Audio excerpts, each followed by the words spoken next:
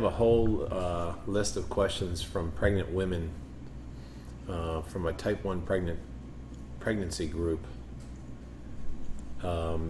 So we can do one video just going through these questions. Okay, now remember what I told you before, that I don't know that much about the pathology of the pregnancies because I've never seen it, because the relatively few women I've treated have done so well. So it's you have to go easy on the questions. Well, set the stage. What the questions are all centered around the idea that the women, just like the parents with the kids, the women are sort of being bullied into eating lots of carbohydrate.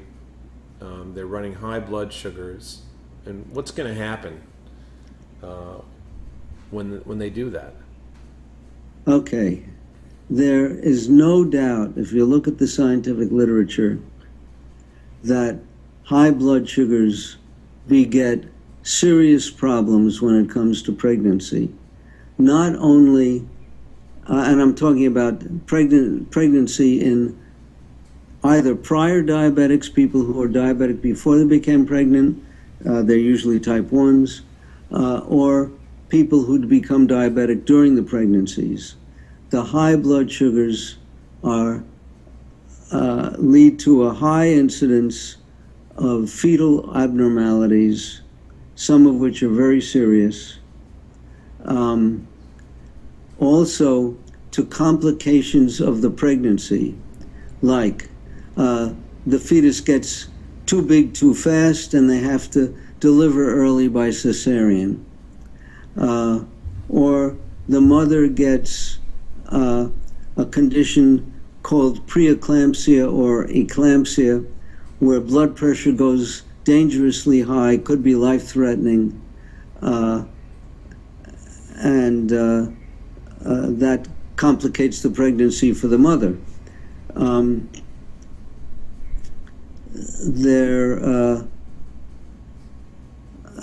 The big concern, however, is the fetal abnormalities, and that can happen early on in the first trimester, first 3 months of pregnancy.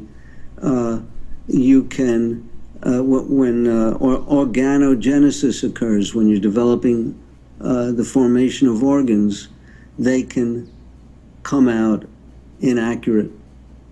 And you see all kinds of deformities, whether internal, external, biochemical, or whatever. There also is the matter of what's going to happen to the mother down the road. Let's say that she is obese during pregnancy and was never diabetic. X years down the road, she may become a type 2 diabetic if she gets obese during pregnancy, which happens when you get a lot of carbohydrate. Of the pregnant people whom I've treated, all of them have lost weight. Most of them started off overweight, and they all had normal deliveries, normal pregnancies, and normal infants. It was not a large number, though.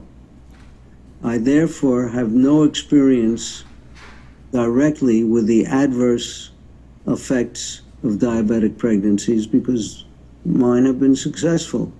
But I had one patient relatively recently who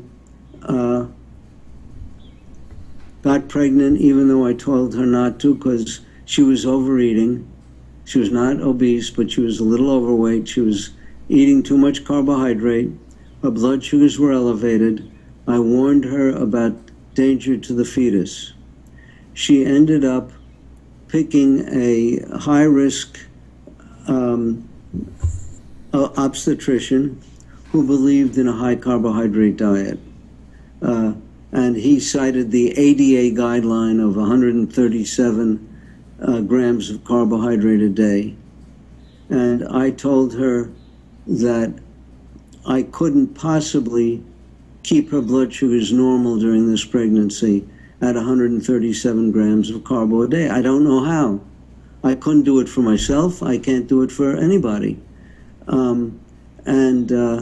I said, either you have to find a more up-to-date obstetrician, or you'll have to find another endocrinologist to treat your diabetes. So she found an endocrinologist who followed the ADA guidelines, and she ended up with both a cesarean and with a child with cystic fibrosis. So she had to give up her job, which was a very good job, and spend her life taking care of a very sick child with cystic fibrosis. And that's my only experience. And it was not direct because I was no longer treating her. She called me after the child was born to let me know that I was right. That otherwise I would not have found out. So these high carbohydrate pregnancies are very sad things. And if you want to read more about this, you could search the literature for the works of Lois Jovanovic, Jovanovic, who was a pioneer in achieving normal blood sugar pregnancies, usually starting with type 1 diabetic women.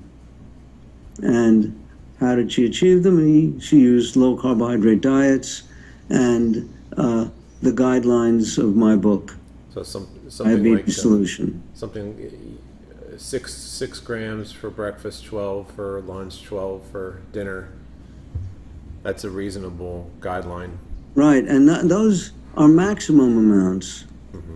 They're not, it's not that they're minimum or precise, they're maximums. My question here, this woman says that the doctor says that ketones will cause, if she has ketones in her blood from a low carb diet, would cause the baby to have birth defects and cause a miscarriage. That's a lie. First of all, many non-diabetics, I don't know if it's most, but many, wake up every morning with a little bit of ketones in the urine. Pregnant women, once the pregnancy is well underway and they have a fetus on board that's demanding nutrients, always have ketones in their urine, at least when they get up in the morning. In fact, what happens in pregnancy is you spend the first trimester building fat, which the mother and infant are going, or mother and fetus are going to be using in the third trimester. So toward the latter part of pregnancy, you're living off of fat. You have to make ketones. So he's not telling the truth. This is routine for all pregnancies to have ketones. Ketones, and by the way, ketones are valuable substrates for the brain, maintaining the metabolism of the brain, especially during periods of starvation. Well, how does it work, the physiology, with the placenta and the baby? How would the baby even know how much carbohydrate? Doesn't the baby just sense glucose levels, ambient glucose levels in the mother anyway? And wouldn't you want those to be, stable? Well, first of all, initially, until the baby has functioning endocrine organs, it's not going to do anything about the glucose levels, except metabolize the glucose as best it can. But glucose can cause glycation of proteins or injury to proteins that make up the baby, can cause damage to neurons, damage to brain cells, and And so the development of the baby is injured by high blood sugar levels. Now, once the baby has a pancreas and is making insulin, the baby will make too much insulin. Well, I'm sorry, the baby will make insulin to bring down its own blood sugar. And we frequently find on delivery that infants of diabetic mothers are hypoglycemic because they've been bringing down the blood sugar, the high blood sugar of the mother that's flowing through their bodies. And once they're out of the mother, her glucose levels are not affecting them, but they're still making the insulin. So it's now routine. For a while, it was routine to check the blood sugar of babies delivered of diabetic mothers, looking for hypoglycemia. Now they're routinely checking all babies to watch out for this possibility. So the baby, once he has a pancreas, is trying to correct his own blood sugars, but up until that time, they could be high and causing damage. Well, these women are really in a tough spot. What advice would you give them? Before they even get pregnant, they should find a high-risk obstetrician who believes in blood sugar control. Now, how easy is that to find? I do not know.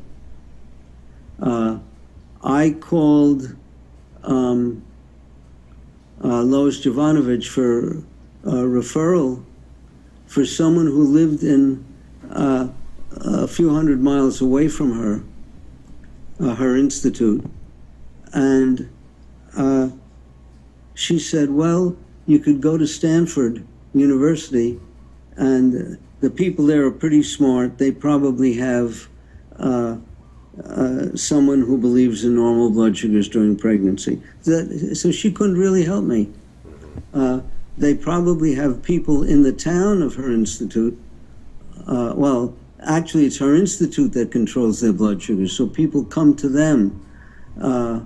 But finding someone else doing it is not the easiest thing in the world. It is tough. I know that I believe at the University of Chicago there used to be a doctor who believed strongly in normal blood sugars. And I just don't know where to look. You have to inquire.